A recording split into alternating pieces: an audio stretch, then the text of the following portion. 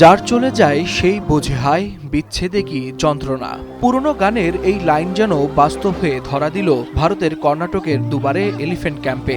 আনন্দ ভ্রমণে গিয়ে স্বামীর চোখের সামনেই মর্মান্তিকভাবে প্রাণ হারালেন এক নারী। আর সেই হৃদয় বিদারক ঘটনার ভিডিও ছড়িয়ে পড়তেই তোলপাড় শুরু হয়েছে ভারতীয় সামাজিক যোগাযোগ মাধ্যমে।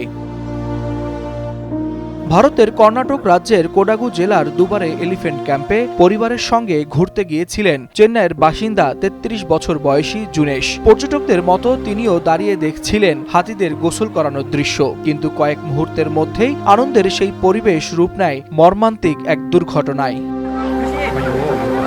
কোনো কিছু বুঝে ওঠার আগেই হঠাৎ কাঞ্চন নামের একটি হাতি মার্থান্ডা নামের আরেকটি হাতির উপর আক্রমণ চালায়। মুহূর্তেই শুরু হয় ভয়ঙ্কর সংঘর্ষ। মাহুতরা প্রাণপণ চেষ্টা করেও হাতি দুটি নিয়ন্ত্রণে আনতে পারেননি। এ সময় আতঙ্ক ছড়িয়ে পড়লেও দ্রুত পর্যটকদের নিরাপদ স্থানে সরিয়ে নেয়ার কোনো কার্যকর ব্যবস্থা দেখা যায়নি ছড়িয়ে পড়া ভিডিওতে। সামাজিক যোগাযোগ মাধ্যমে ছড়িয়ে পড়া আরও ভিডিওতে দেখা যায় দুই হাতির সংঘর্ষের মধ্যে পড়ে যান জুনেশ। একটি হাতি ভারসাম্য হারিয়ে তার উপর পড়ে যায়। তখন এক হাতে ছোট সন্তানকে কোলে আগলে রেখে আরেক হাত দিয়ে স্ত্রীকে বাঁচানোর মরিয়া চেষ্টা করছিলেন তার স্বামী, কিন্তু শেষ রক্ষা হয়নি। উঠে দাঁড়ানোর সময় মার্থান্ডা নামের হাতিটি জুনেশকে পিষে দেয় আর ঘটনাস্থলেই মৃত্যু হয় তার। কিন্তু অল্পের জন্য প্রাণে বেঁচে যায় সেই নারীর স্বামী ও তার শিশু সন্তান।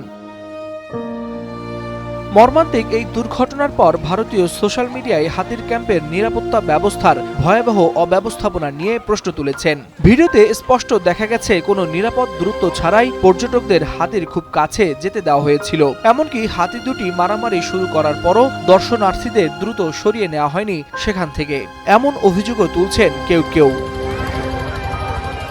মর্মান্তিক এই ঘটনায় গভীর শোক প্রকাশ করেছেন কর্ণাটকের বনমন্ত্রী ঈশ্বর বি খন্দ্রে। তিনি বন্যপ্রাণী কেন্দ্রগুলোতে কঠোর নিরাপত্তা ব্যবস্থা নিশ্চিত করার নির্দেশ দিয়েছেন। তবে প্রশ্ন থেকে যায়, এই মৃত্যুর দায় কার? ক্যাম্প কর্তৃপক্ষের অবহেলা নাকি দায়িত্বশীলদের গাফিলতি? আর একটি পরিবারের জন্য একটি আনন্দময় ভ্রমণ চিরজীবনের বেদনায় পরিণত হলো এক পলকের মধ্যে। Waliul Hasnat, Times today.